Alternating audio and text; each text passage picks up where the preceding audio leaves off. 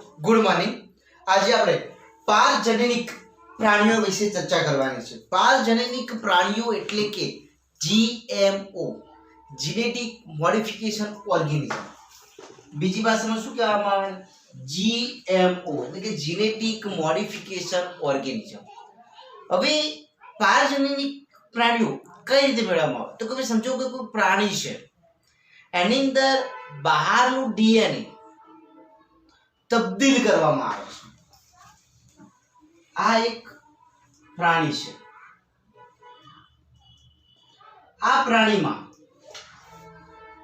બહારનું ડીએનએ તબદીલ કરવામાં આવે।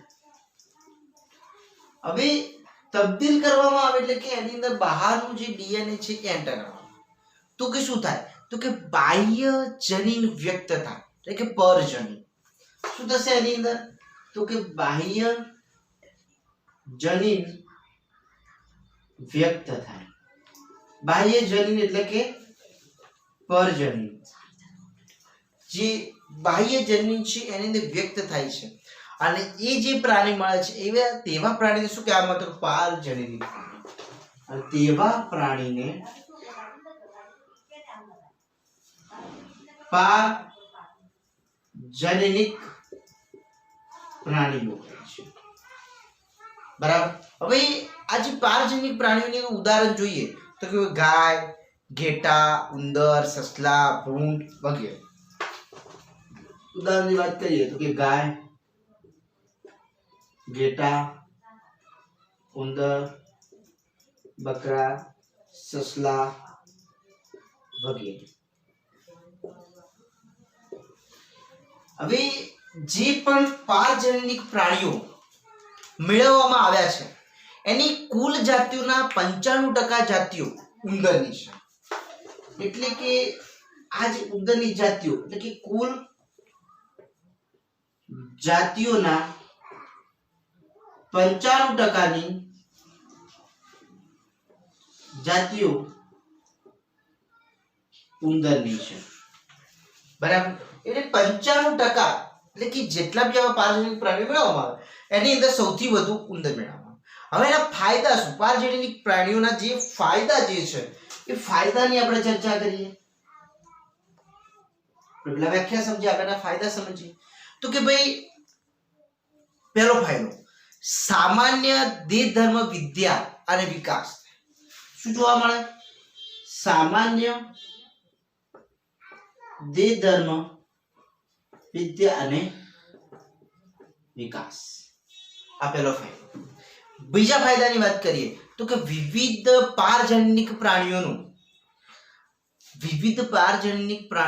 જાતિઓનું નિર્માણ કરવામાં આવે। વિવિધ પારજનનિક પ્રાણીઓની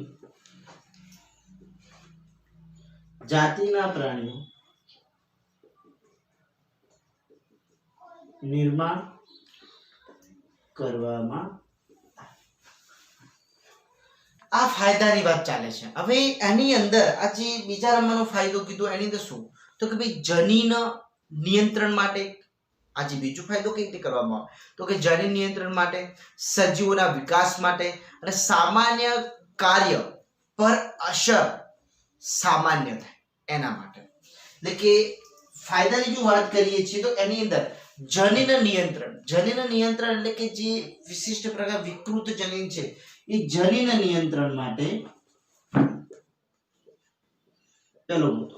બીજા મુદ્દામાં જો વાત કરીએ તો કે પારસ્પરિક રીતે સજીવોના વિકાસમાં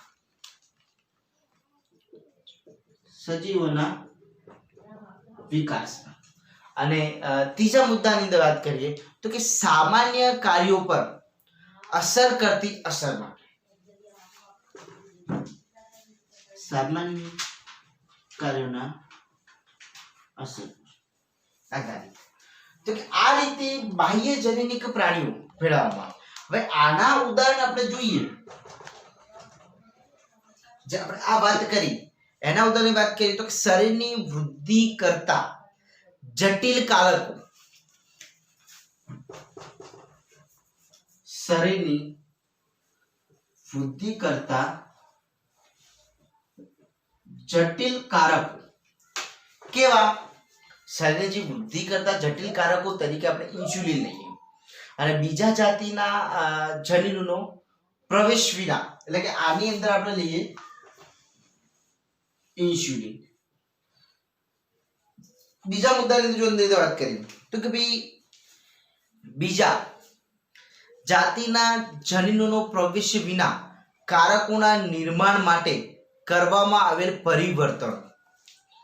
શું આમાં બીજી જાતિના જે પ્રાણીઓ છે, એટલે કે બીજી જાતિના પ્રાણીઓના જનીનનો પ્રવેશ વિના, બીજા જાતિના પ્રાણીઓના જનીનના પ્રવેશ વિના શું કરવામાં આવે છે? તો કે પ્રવેશ વિના કારકોના નિર્માણ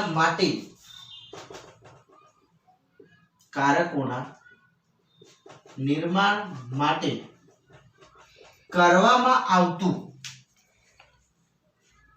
પરિવર્તન, કરવામાં આવેલ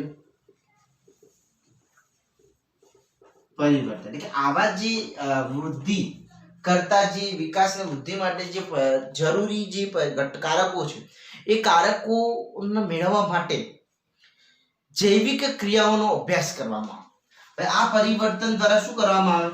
તો કે જૈવિક નિયંત્રણ અથવા તો જૈવિક જે આપણે કહીએ છીએ કે જૈવિક ક્રિયાઓનો અભ્યાસ કરવામાં આવે. જૈવિક ક્રિયાઓનો અભ્યાસ કરવામાં, એટલે કે જે આવા પરિવર્તનશીલ કારકો મેળવીએ છીએ એ કારકોનું શું કરવામાં આવે? તો કે જૈવિક ક્રિયાઓ દ્વારા એનો અભ્યાસ કરવામાં. બીજું, સજીવમાં કારકોની જૈવિક ભૂમિકા સમજવા. સજીવમાં જૈવિક કારકોની ભૂમિકાની સમજ માટે. તો આ રીતે એની અંદર આવી રીતે મેળવી શકાય. તો કે નવા કારકો, આ રીતે એના ફાયદા પારજનનિક પ્રાણીઓને મેળવી શકાય. હવે રોગના અભ્યાસ માટે શું કરવામાં આવે? રોગના અભ્યાસ એટલે કે રોગના અભ્યાસ માટે પારજનનિક પ્રાણીઓ છે એનો ફાયદો શું?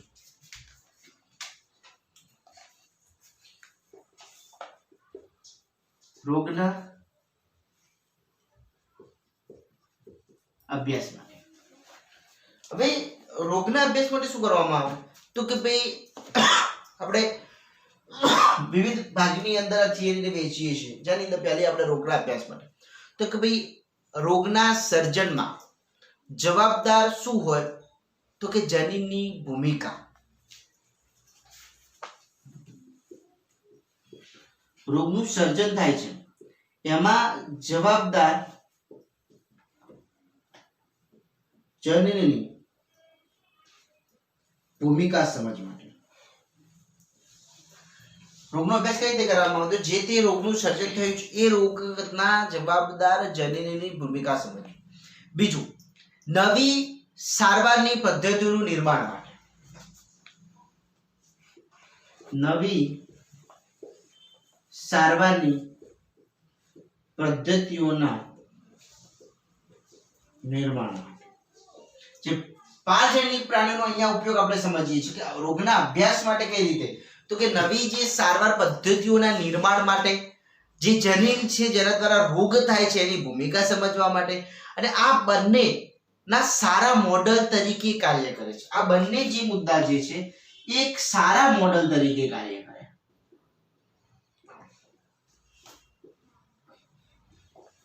આ બંને મુદ્દાના આધારે જે તે પ્રાણીનો સારી રીતે આપણે ઉપયોગ કરી શકીએ. હવે એની અંદર સારા મોડલ એટલે કે પારજનનિક પ્રાણીઓના સારા મોડલ બનાવવામાં આવે છે.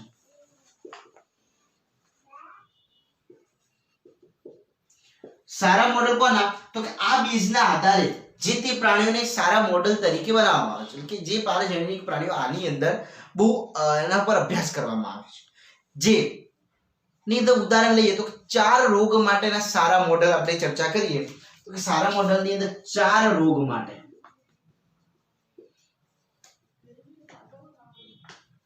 અને એ ચાર રોગ કયા કયા? ચાર રોગની વાત કરીએ છીએ, કયા કયા? તો કે એક કેન્સર, બીજું અલ્ઝાઇમર,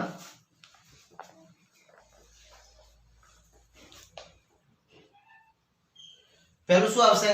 કેન્સર. બીજા નંબરની અંદર જો એની અંદર વાત કરીએ તો અલ્ઝાઇમર. ત્રીજું સિસ્ટિક ફાઇબ્રોસિસ. શું કહેવામાં આવે? Cystic fibrosis. તો ફાઇબ્રોસિસ, સિસ્ટિક ફાઇબ્રોસિસ. અને ચોથા નંબરની અંદર સંધિવા. તો કે આવા જે સારા મોડલ ચાર રોગો માટે જો બનાવવામાં આવે તો કે કેન્સર, અલ્ઝાઇમર, સિસ્ટિક ફાઇબ્રોસિસ અને સંધિવા પર બનાવવામાં આવે છે. બરાબર. હવે એની અંદર આગળ જોઈએ તો કે ભાઈ આગળની અંદર એના પછી જૈવિક નિપજો જે છે એની ચર્ચા કરવાની છે, જેની અંદર રોગના અભ્યાસ માટે એટલા સુધી જ છે. આગળ આપણે ચર્ચા કરતા પહેલા એકવાર સમજી લઈએ કે પારજણીની કે પ્રાણીઓ કે બહારનું ડીએનએ પ્રાણીમાં તબદીલ કરવામાં આવે ને એની અંદર પરજણીન વ્યક્ત થાય તો એવા પ્રાણીઓ શું કહેવાય? પારજણીન પ્રાણીઓ. હવે આવા ઘણા બધા ઉદાહરણ છે, જેની અંદર સૌથી વધુ તો ઉંદરની જાતિઓ છે, જેના ઉપર વધુ ઉપયોગ કરવામાં આવે. આના આ રીતે ફાયદા શું? તો કે દોધની વિદ્યા વિકાસ સમજવા માટે. બીજા નંબરની અંદર વાત કરીએ તો પ્રાણીઓના નિર્માણ, ઠીક, જનીન નિયંત્રણ માટે, સજીવોના વિકાસ માટે, સામાન્ય કાર્યની સરળ બનાવવા માટે. ઉદાહરણ લીધું તો કે શરીરની વૃદ્ધિ માટે જટિલ કારકો કયા? તો કે ઇન્સ્યુલિન. હવે આવા કારકો ને બીજા જનીનનો પ્રવેશ વિના મેળવવા માટેની પરિવર્તન કરવામાં આવે તો એની અંદર બે ઓપ્શન કરવામાં આવે. આવા જે પરિવર્તન પદ્ધતિઓથી જૈવિક ક્રિયાઓનો અભ્યાસ કરવામાં આવે અને સજીવમાં જૈવિક કારકોની ભૂમિકા સમજવામાં. હવે આની અંદર ડિવિઝન પડે છે, જેની અંદર પહેલી વાત તો કે રોગના અભ્યાસ માટે, તો કે રોગના સર્જન માટે જવાબદાર જે જનીન છે એને સમજવું. બીજું, આ રોગ સામે નવી સારવારની પદ્ધતિઓનું નિર્માણ કરવું. અને આ બંનેના આધારે સારા મોડલ કોના? પારજનિક પ્રાણીઓના સારા મોડલ બનાવવામાં આવે અને એના ઉપર રિસર્ચ કરવામાં આવે. તો કે ચાર રોગ કેન્સર, અલ્ઝાઇમર, સિસ્ટિક ફાઇબ્રોસિસ અને સંધિવા. હવે આપણે આગળ ચર્ચા કરીએ જૈવિક નિપજો. હવે આપણે આગળ જોઈએ તો કે જૈવિક નિપજો એની અંદર બીજો જે ટોપિક છે જૈવિક નિપજો જે છે એ આઈએમપી ટોપિક છે, મોસ્ટ ઇમ્પોર્ટન્ટ ટોપિક પણ ગણી શકાય છે અને એમાંથી અવારનવાર પ્રશ્નો પૂછાતા હોય છે.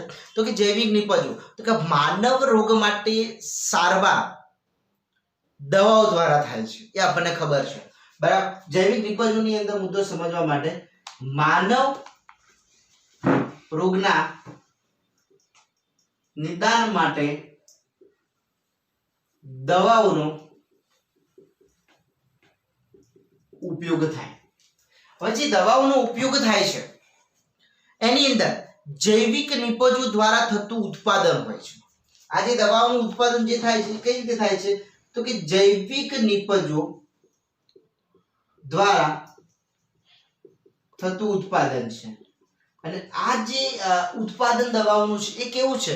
તો કે વધુ પ્રમાણમાં ખર્ચાળ છે, એટલે કે પ્રમાણમાં વધુ ખર્ચાળ છે.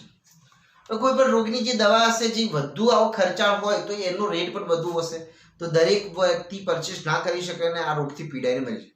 પણ એને સરળ બનાવવા માટે શું કરવામાં આવે? તો કે ભાઈ પારજનનિક પ્રાણી છે એની અંદર બાહ્ય જનીન એટલે કે બહારનું ડીએનએ નો ભાગ પ્રવેશ કરાવવામાં. સમજો કોઈ આ બાહ્ય પ્રાણી છે,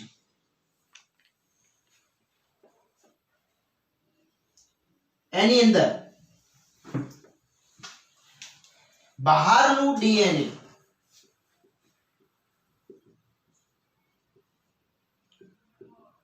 પ્રવેશ કરવામાં આવે. બહારનું ડીએનએ એની અંદર પ્રવેશ કરવામાં આવે છે એટલે શું થશે? તો કે વિદેશી જનીન અથવા પરજનીન કહેવામાં આવે. અને પ્રવેશ કરવામાં આવે એના પછી એની અંદર શું આવી ગયું? તો કે બાહ્ય જનીન. આ કેવું કહેવામાં આવે? વિદેશી જનીન અથવા પરજનીન. હવે બાહ્ય જનીન જે છે એ શું થશે? સક્રિય બને. એટલે કે પરજનીન અથવા વિદેશી જનીન એ પ્રાણીની અંદર જઈને સક્રિય બનશે અને સક્રિય બને અને દવાઓ તરીકે જૈવિક નિપજોનું ઉત્પાદન કરે. સક્રિય બનશે એટલે શું થશે? દવાઓ તરીકે જૈવિક નિપજોનું ઉત્પાદન કરે. સમજો જે બાહ્ય જનીન છે એ પ્રાણીની અંદર પરજનની વિદેશી જનીન પ્રાણીની અંદર પારજનનિક પ્રાણી જે કહીએ છીએ એને એન્ટર અને દવાઓ તરીકે જૈવિક નિપજો ઉત્પાદન કરે છે. હવે એની અંદર જો આપણે ઉદાહરણ લઈએ તો આલ્ફા 1 એન્ટી ટ્રિપ્સિન. આની અંદર જો ઉદાહરણ સમજીએ તો કે આલ્ફા 1 એન્ટી ટ્રિપ્સિન. આ જે દવા જે છે એનો ઉપયોગ અસ્થમા એટલે કે દમ ના સારવાર માટે કરવામાં આવે છે. ઉપયોગ અસ્થમાના દર્દીની સારવાર માટે આલ્ફા 1 એન્ટી ટ્રિપ્સિન. હવે જે આ દવાઓ છે એનો સરળ અને સફળ પ્રયાસ કઈ રીતે થાય એ સમજીએ તો સમજો કે દવાઓ નો સફળ પ્રયાસ કરવા માટે એની અંદર મુદ્દાની અંદર શું લઈ શકાય તો કે ભાઈ PKU એટલે કે ફિનાઇલ ક્યુટોનુરિયા આનુવંશિક રોગ છે.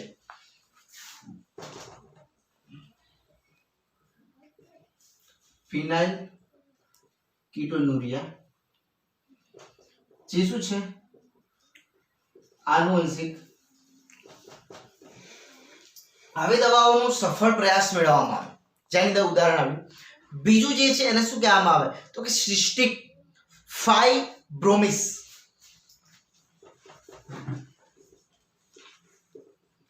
સિસ્ટિક ફાઇબ્રોમિસ આ પણ એક રોગનું નામ છે. એવા એવા રોગના નામ છે કે આપણને ખ્યાલ નથી. સિસ્ટિક ફાઇબ્રોમિસ. હવે આ દવાઓનો સફળ પ્રયાસ આ રીતે કરવામાં આવે છે, આ રીતે બનાવવામાં આવે. જે પેલી વધુ ખર્ચાળ હતી એની જગ્યાએ આ ઓછા ખર્ચાળ નથી. હવે 1977 માં સૌ પ્રથમ પારજનની ગાયની જાતિનું નિર્માણ કરવામાં આવ્યું. આગળ ચર્ચા કરીએ તો 1977 માં સૌ પ્રથમ પારજનનિક ગાયનું નિર્માણ કરવામાં આવ્યું. ક્યારે કરવામાં આવ્યું 1977 ની અંદર. જેનું નામ શું આપવામાં આવ્યું રોઝી ગાય.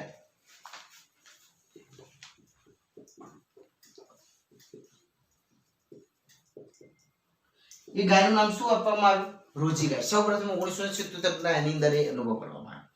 હવે એની અંદર માનવ પ્રોટીન સભરયુક્ત એટલે કે માનવ પ્રોટીન સભર દૂધનું ઉત્પાદન કરે છે. આ શું કરે છે માનવ સભર યુક્ત દૂધનું ઉત્પાદન કરે. માનવ સભરયુક્ત દૂધનું ઉત્પાદન કરે છે એટલે કે એની અંદર 2.4 ગ્રામ માનવ પ્રોટીન રહેલ છે. કેટલું 2.4 ગ્રામ. કેટલા 1 લીટરમાં 1 લીટરમાં 2.4 ગ્રામ માનવ પ્રોટીન. આપણી બોડીનું જે પ્રોટીન એની 1 લીટરનું 2.4 ગ્રામ જોવા મળે છે. હવે આ જે માનવ પ્રોટીન છે એની અંદર શું હોય તો કે આલ્ફા, જે આ માનવ પ્રોટીનની વાત કરીએ છીએ એની અંદર આલ્ફા કીટોગ્લુબિન માનવ સભર પ્રોટીન એટલે કે આલ્ફા કીટો. બહુ એન્ટિક નામ છે, 2-3 વાર ઉચ્ચારશો તમને ખબર પડશે કે માનવ ની પ્રોટીન જે સભરયુક્ત દૂધની વાત કરીએ છીએ કે માનવ પ્રોટીન કયું તો કે આલ્ફા લેક્ટોગ્લુમિન છે.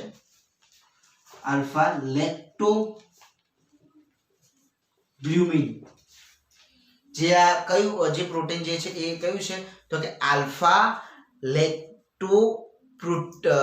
લેક્ટોગ્લુમિન પ્રોટીન હોય છે. બરાબર.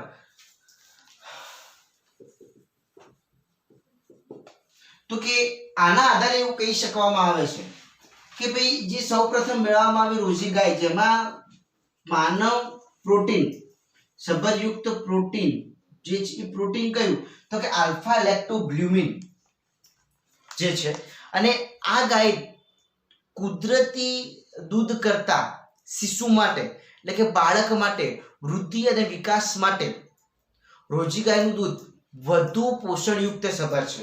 એવું કહેવામાં આવે કે કુદરતી દૂધ કરતા ગાયના કુદરતી દૂધ કરતા બાળક માટે વધુ પ્રોટીન સભરયુક્ત ગણવામાં આવે છે.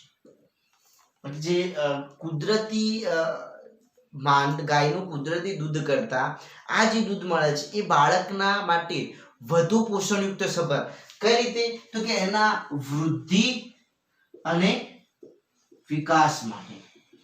નોર્મલ જે ગાય છે એનું જે દૂધ હોય છે એના કરતા જે આ ગાય મેળવવામાં આવી આ રીતે એનું દૂધ જે છે એ બહુ વધારે પડતું પોષણયુક્ત હોય છે.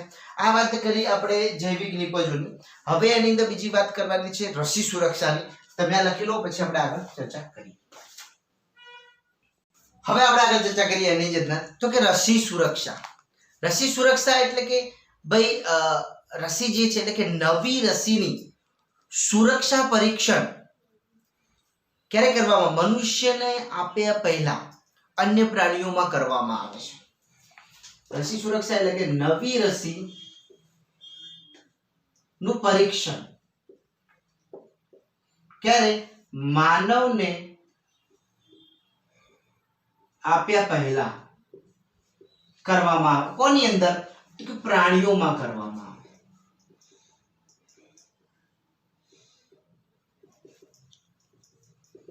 કોઈ પણ નવી રસી છે એ રસીનું પરીક્ષણ કરવામાં આવે છે. ધારો કે આપણે કોવિડ-19 ની જે રસીની વાત કરી છે એનું પરીક્ષણ પહેલા પ્રાણીઓ પર કરવામાં આવે.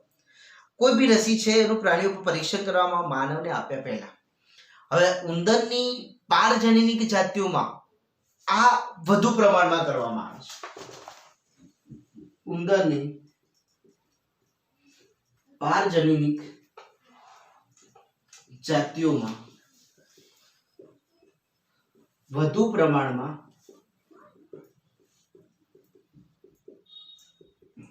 કરવામાં આવે છે. શું પરીક્ષણ આવા જે પરીક્ષણ જે હોય છે. હવે આપણને ખબર છે કે ઉંદરની જાતની અંદર પહેલું પરીક્ષણ કરવામાં આવ્યું હતું તો કે પોલિયો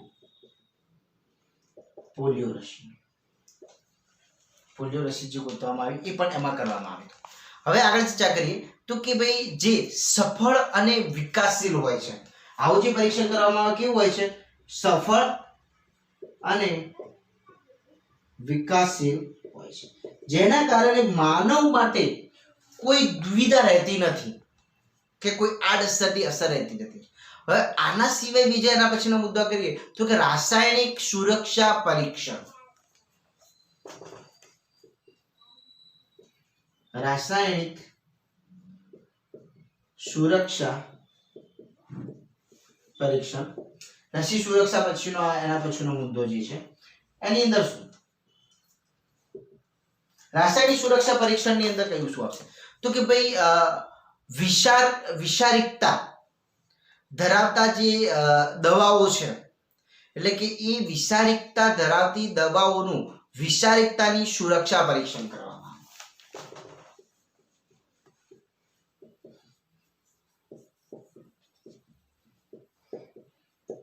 એટલે કે વિષારિકતાઓ જે દવાઓ નું શું કરવામાં આવે પરીક્ષણ કરવામાં આવે. આ જે દવાઓનું પરીક્ષણ કરવામાં આવે છે એની અંદર કઈ રીતે હોય છે તો કે બે પ્રકારનું લેવામાં આવે પારજનીનિક પ્રાણીઓ અને બિન પારજનીનિક પ્રાણીઓ.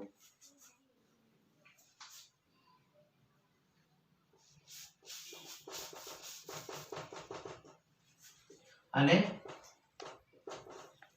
બિન પારજનીનિક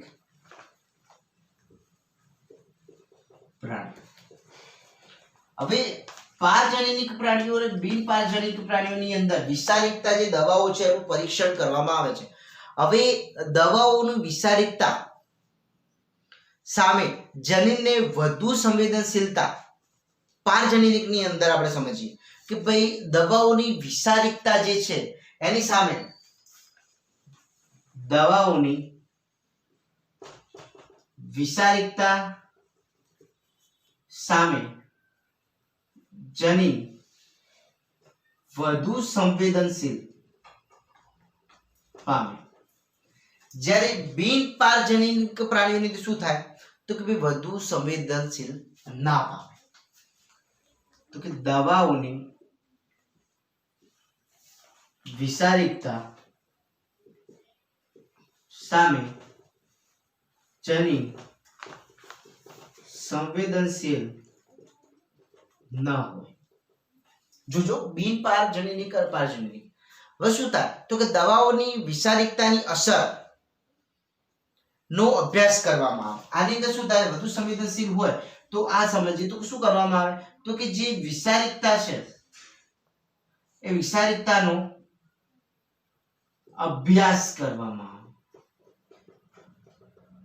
કે સંવેદનશીલ થાય એટલે જે દેખાવા મળે એનું શું કરવામાં આવે તો કે એનું અભ્યાસ કરવામાં આવે અને ટૂંકા સમયમાં ચોક્કસ પરિણામ મેળવવામાં આવે છે. અને શું કરવામાં આવે તો કે ટૂંકા સમયગાળામાં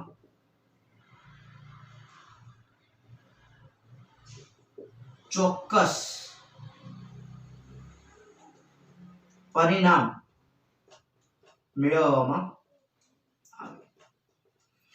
આ રીતે જે રાસાયણિક સુરક્ષા પરીક્ષણ આ રીતે કરવામાં આવે છે. તો કે ભાઈ રાસાયણિક સુરક્ષા પરીક્ષણની અંદર બે પ્રાણીઓ લેવામાં આવે, એક જે છે પારજનીનિક પ્રાણીઓ અને બીજા જે છે બિન પારજનીનિક પ્રાણીઓ.